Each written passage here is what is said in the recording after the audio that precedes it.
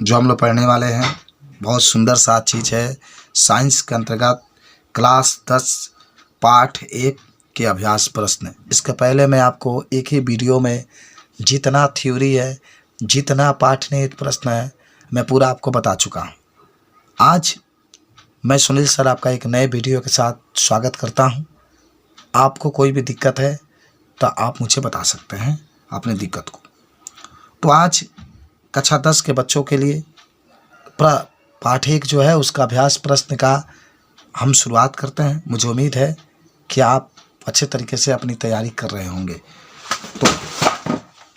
तो आइए आज क्वेश्चन नंबर 1 से शुरुआत करते हैं हम लोग। क्वेश्चन 1 हमसे कहता है कि नीचे दी गई अभिक्रिया के संबंध में कौन सा कथन असत्य है, आपको छांट करके लिखना है। देखिए पहला जो रिएक्शन लिखा गया है लेड ऑक्साइड है सॉलिड स्टेट में, कार्बन इससे क्रिया कर रहा है तो लेड सल्फाइड बन रहा है प्लस कार्बन डाइऑक्साइड बन रहा है। अब इसमें देखना पहला लिखा गया, देखो पीबी को शीशा कहते हैं बाबू, लेड कहते हैं। शीशा अपचयित हो रहा है। दूसरा कार्बन डाइऑक्साइड उपचयित हो रहा है, ये कार्बन डाइऑक्साइड की बात कर रहा है, ठीक है। और तीसरा आप देख रहे हैं कह रहा है कि कार्बन अपचयित हो रहा है। चौथा आपसे है कि लेड ऑक्साइड अपचयित हो रहा है। तो इतने 4 ऑप्शन दिए गए हैं और इसमें आपको ऑप्शन नंबर 1 सही है। ए और बी वाला जो कथन है वह असत्य है। देख लेना ध्यान से। हालांकि क्वेश्चन में ये कहा है कि जो असत्य होगा वही सही है इसमें, लेकिन आपका चलिए जब जो असत्य वही सही है तो ए और बी जो ऑप्शन आप देख रहे थे वो आपका असत्य है, इसीलिए यहाँ पर हमने सही के रूप में उसको लिखा।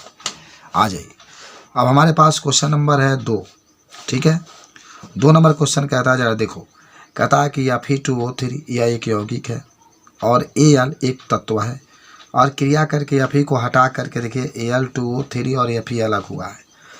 तो लिखा जा रहा है इसमें कि ऊपर दी गई अभिक्रिया किस प्रकार की है। संयोजन अभिक्रिया है, द्विविस्थापन अभिक्रिया है, वियोजन अभिक्रिया है, विस्थापन अभिक्रिया है। जरा याद करो कि जब एक यौगिक हो और कोई अकेले तत्व हो तो तत्व उस यौगिक से अगर Fe को हटा देता है तो इसके लिए जो हम लोग लिखेंगे विकल्प नंबर डी सही होगा, विस्थापन अभिक्रिया। जो विस्थापन अभिक्रिया है वो सही होगा क्योंकि एक तत्व है, एक यौगिक है, उसके बीच में जो क्रिया होती है उसको हम लोग विस्थापन अभिक्रिया कहते हैं, ठीक है।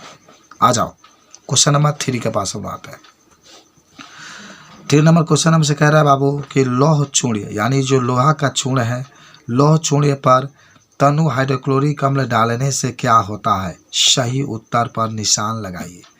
लौह चूर्ण पर तनु हाइड्रोक्लोरिक अम्ल डालने से क्या होता है, सही उत्तर पर निशान लगाइए।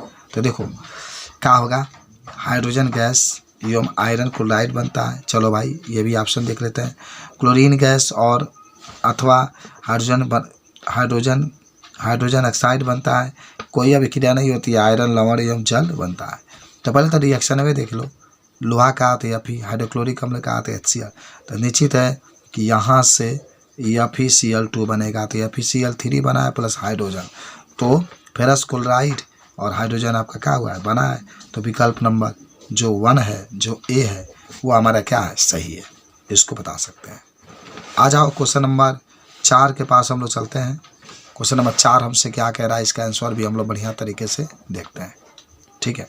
आओ 4 नंबर क्वेश्चन हमसे कहता है कि संतुलित जो रासायनिक समीकरण क्या है, रासायनिक समीकरण के संतुलित करने का क्यों आवश्यकता होती है। बहुत बढ़िया क्वेश्चन है हमारे पास। कहता है कि संतुलित रासायनिक समीकरण क्या है और संतुलित रासायनिक समीकरण किसी समीकरण को संतुलित करने से हमें क्या लाभ होता है। तो कहेंगे कि जब किसी रासायनिक समीकरण में अभिकारकों के परमाणुओं की संख्या और उत्पाद के परमाणुओं की संख्या बराबर हो जाते हैं तो उससे हम लोग संतुलित रासायनिक समीकरण कहते हैं। संतुलित रासायनिक समीकरण को संतुलित करना इसलिए आवश्यक होता है क्योंकि इसके द्वारा हम न केवल समीकरण को वास्तविक जानकारी प्राप्त होती है बल्कि अभिकारकों और उत्पादकों की वास्तविक संख्या की जानकारी भी प्राप्त हो जाती है। हालांकि ये दरमास-सचर के नियम पर आधारित होता है। तो बहुत छोटा सा क्वेश्चन था और ये क्वेश्चन कई बार आपसे पूछा जाता है कि संतुलित रासायनिक समीकरण क्या है, रासायनिक समीकरण को संतुलित करने की आवश्यकता है। तो आप कह सकते हैं कि जब किसी रासायनिक समीकरण में अभिकारकों के परमाणुओं की संख्या और उत्पादों के परमाणुओं की संख्या बराबर होती है तो उसे संतुलित रासायनिक समीकरण कहते हैं। संतुलित रासायनिक समीकरण को संतुलित करना इसलिए आवश्यक है क्योंकि इसके द्वारा हम न केवल समीकरण को वास्तविक जानकारी प्राप्त होती है बल्कि अभिकारकों और उत्पादों की वास्तविक परमाणुओं की संख्या भी जानकारी प्राप्त होती है। अच्छा, आ जाओ क्वेश्चन नंबर 5 के पास आ जाते हैं हम लोग।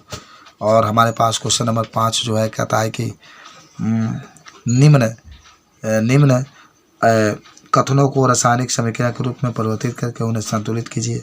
पहला आपका है नाइट्रोजन हाइड्रोजन गैस से क्रिया करके अमोनिया बनाता है। बाबू नाइट्रोजन कहेगा तो N2 तो लिखना है, हाइड्रोजन कहेगा तो H2 तो लिखना है। कौन गैस बनाता है बाबू? अमोनिया, तो NH3 आपका बनेगा। जब क्या कहा? नाइट्रोजन कहा तो N2 लिखना है, हाइड्रोजन कहा तो H2 लिखना है। देखिए थोड़ा सा मिस्टेक हो गया यहाँ पर।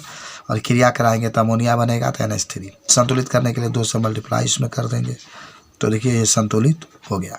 ठीक है कि हाइड्रोजन सल्फाइड गैस से वायु में दहन होने पर जल और सल्फर डाइऑक्साइड बनता है। सल्फर डाइऑक्साइड बनता है। देख रहे हो हाइड्रोजन सल्फाइड है तो आप H2S तो लिख ही देंगे हैं। हाइड्रोजन के लिए H2, सल्फाइड कहेगा तो S, हाइड्रोजन सल्फाइड कहेगा तो H2S लिखिए। आप प्लस ऑक्सीजन कहेगा तो O2। और जब क्रिया हो रहा है तो क्या बन रहा है? जल। जल के लिए H2O लिख दीजिए। प्लस सल्फर डाइऑक्साइड बनता है तो SO2 लिख लीजिए।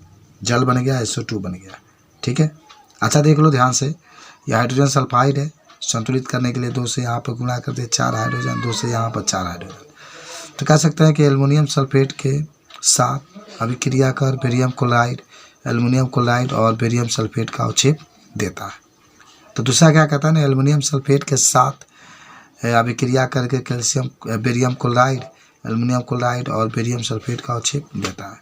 चलो देखो, तो बेरियम क्लोराइड है BCl2, एल्युमिनियम सल्फेट है Al2SO4 का थ्राइस। जब क्रिया करता है तो बेरियम सल्फेट बनता है प्लस एल्युमिनियम क्लोराइड बनता है LCl3। संतुलित करना है तो 3 से इसमें गुणा कर दो, बेरियम 3 है ना। अरे भाई 3 से क्योंकि संतुलित हो जाएगा। चलो आ जाओ क्वेश्चन नंबर अब हमारे पास जो है ना D नंबर है। कितना नंबर है? D number.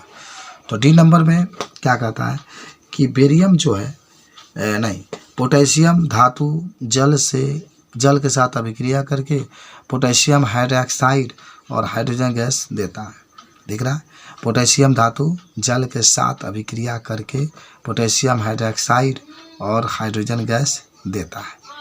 तो अगर जैसे कह रहे हैं पोटेशियम धातु जल के साथ अभिक्रिया करके पोटेशियम हाइड्रोक्साइड और हाइड्रोजन गैस देता है तो इसके लिए जो आपके पास रिएक्शन रहेगा, पोटेशियम लिख लो, के को हम लोग क्या कहते हैं? पोटेशियम कहते हैं। प्लस जल के प्लस H2O है। क्रिया किया तो क्या बनाया? KOH बनाया, पोटेशियम हाइड्रोक्साइड और प्लस हाइड्रोजन गैस बाहर निकल गया। ठीक है। संतुलित भी कर लेंगे। देख रहे हैं संतुलित हुआ। आ जाओ नेक्स्ट क्वेश्चन पे आते हैं। ठीक है, आ जाओ। ये क्वेश्चन सब आपके बहुत आसान है, थोड़ा सा एक बार देख लीजिए पूरा। क्वेश्चन हमसे नेक्स्ट कहता है कि निम्न रासायनिक अभिक्रिया के लिए संतुलित समीकरण लिखना है। निम्न रासायनिक अभिक्रिया को संतुलित समीकरण लिखना है।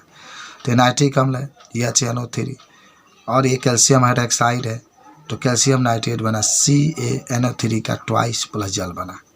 ठीक है। तो इसको संतुलित करने के लिए देखो यहाँ पर हाइड्रोजन कितना है? 1 है। यहाँ पर 2 3 हो रहा है लेकिन इधर तो 2 ही हो रहा है ना।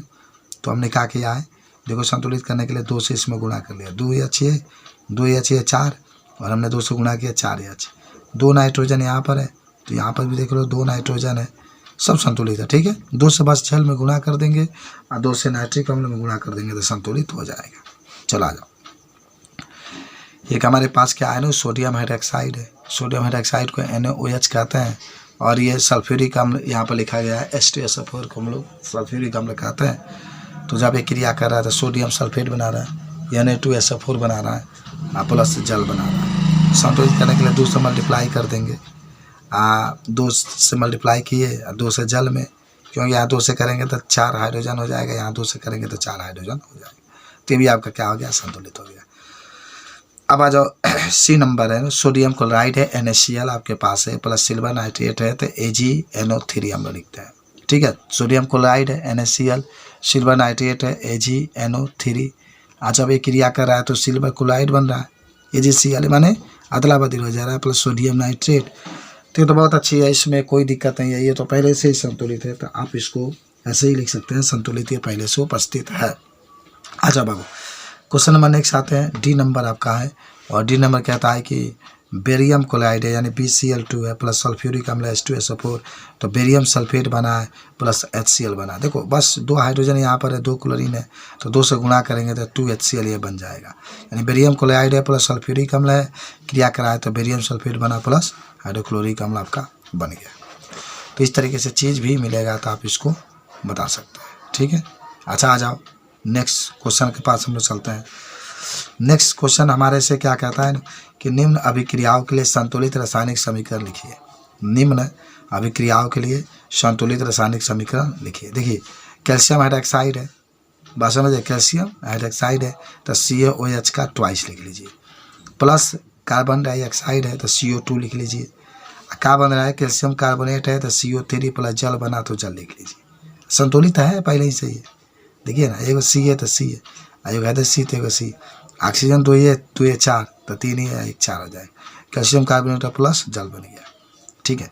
उसके बाद से जिंक आ जाओ प्लस सिल्वर नाइट्रेट आ जाओ, तो जिंक के लिए क्या लिखते हैं, Zn लिखते हैं, जिंक के लिए Zn। सिल्वर नाइट्रेट है तो AgNO3 लिख देते हैं।